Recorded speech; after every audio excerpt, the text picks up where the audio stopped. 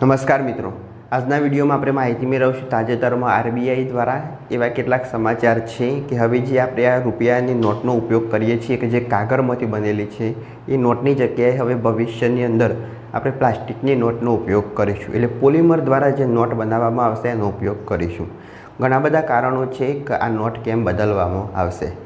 અત્યારે આપણે જોઈએ તો વિશ્વના ઘણા દેશોની અંદર આ કાગળના નોટની જગ્યાએ પોલિમરની નોટનો ઉપયોગ કરવામાં આવે છે, કારણ કે એનું જે આયુષ્ય હોય એ ઘણું વધારે હોય છે।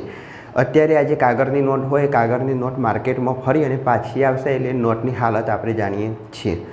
એ નોટ દૂર કરી અને નવી નોટ છાપવામાં આરબીઆઈને અત્યારે કરોડો રૂપિયાનું નુકસાન જાય છે।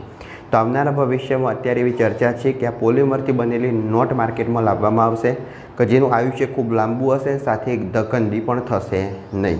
તો સમજીએ આજના વિડીયોમાં કે ક્યારથી આ નોટ દાખલ કરવામાં આવશે તેના વિશે, સાથે જ આ કાગળની નોટ બંધ કરવામાં આવશે પણ કે પણ ચાલુ રહેશે તે।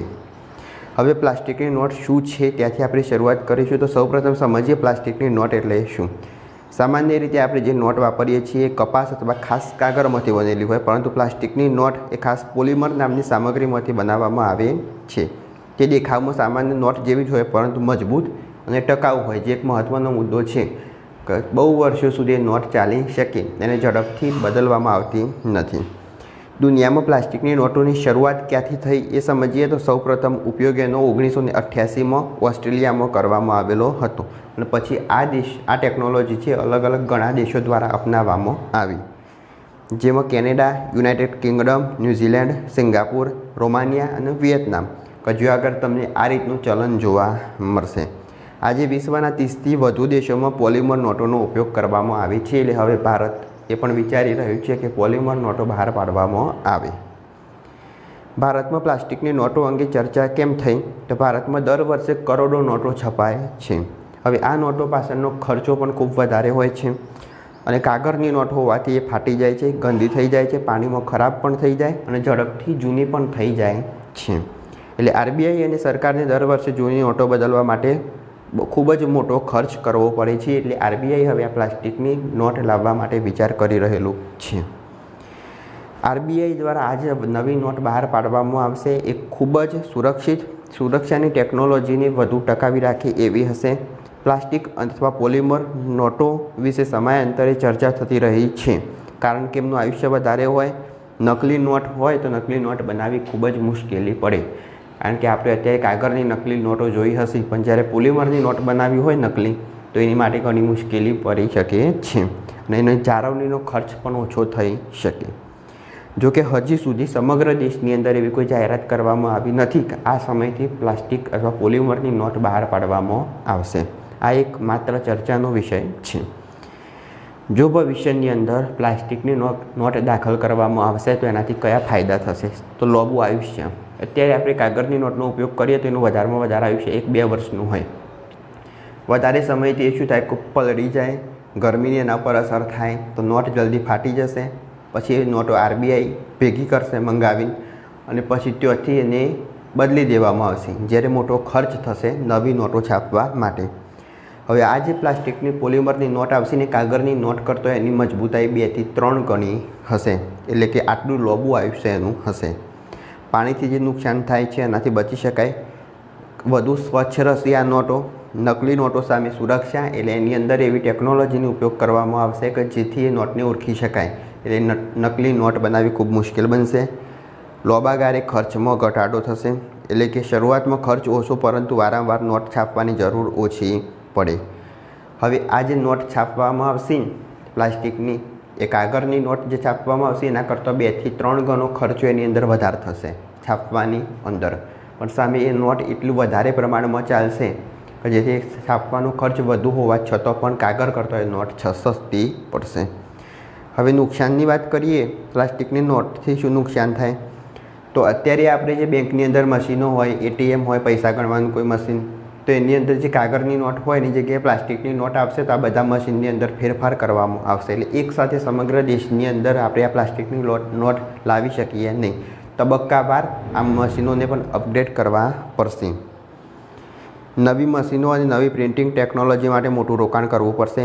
આ નોટ ઉપર ગરમીની કોઈપણ પ્રકારની અસર વધારે પ્રમાણમાં થશે નહીં। રિસાયકલિંગની સમસ્યાની વાત કરીશું તો આ જે પોલિમરની નોટ હોય એની રિસાયકલિંગ કરી અને નવી બનાવવામાં વધુ ખર્ચ થશે, પણ એક વખત બનાવ્યા પછી ઘણા સમય સુધી ચાલી શકે. હવે લોકોની આદત છે અત્યાર સુધી કાગળની નોટનો ઉપયોગ કરવાની, પણ આવનારા ભવિષ્યમાં પોલિમરની નોટ બનશે તો લોકોને વાપરવામાં થોડી તકલીફ પડી શકે. હવે નકલી નોટો સામે કેટલો ફાયદો? તો પારદર્શક વિન્ડો, હોલોગ્રામ, વિશેષ પ્રિન્ટિંગ, માઇક્રોટેક્સ, આ જે બધી સુરક્ષા ફીચર્સ આની અંદર ઉમેરવામાં આવશે એટલે કે નકલી નોટ હોય તો તરત જ એની ખબર પડી શકે.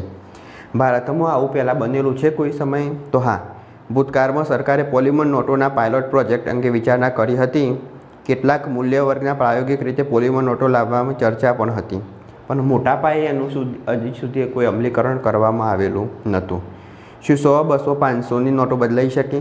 તો હાલમાં મિત્રો કોઈ સત્તાવાર રીતે આની જાહેરાત કરવામાં આવેલી નથી કે કઈ નોટો બદલવામાં આવશે. કદાચ થશે તો નાની નોટોથી આની શરૂઆત થઈ શકે, જેમ કે 100, 200, 500.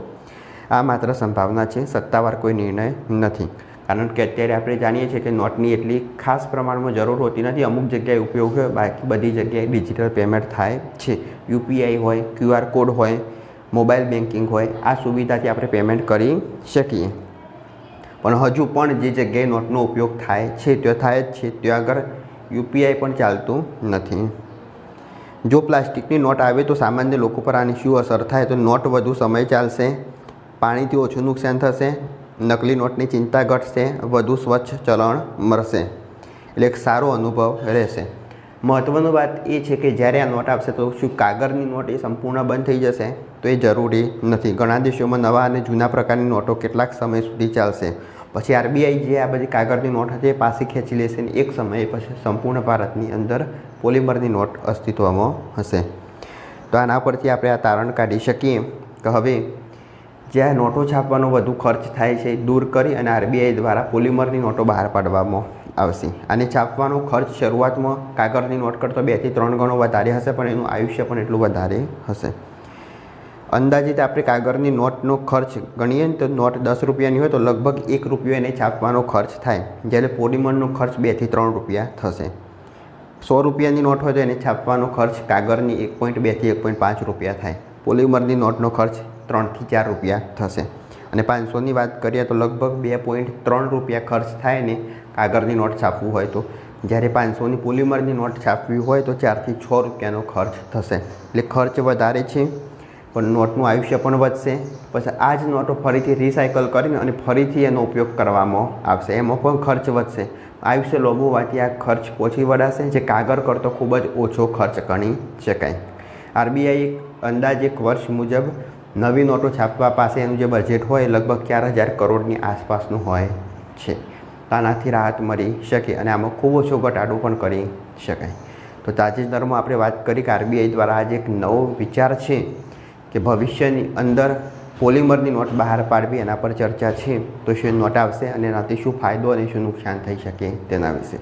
જો વિડીયો ગમ્યો હોય તો લાઈક કરો, શેર કરો, ચેનલ સબસ્ક્રાઈબ કરો. ત્યાં સુધી જય હિન્દ, જય ભારત.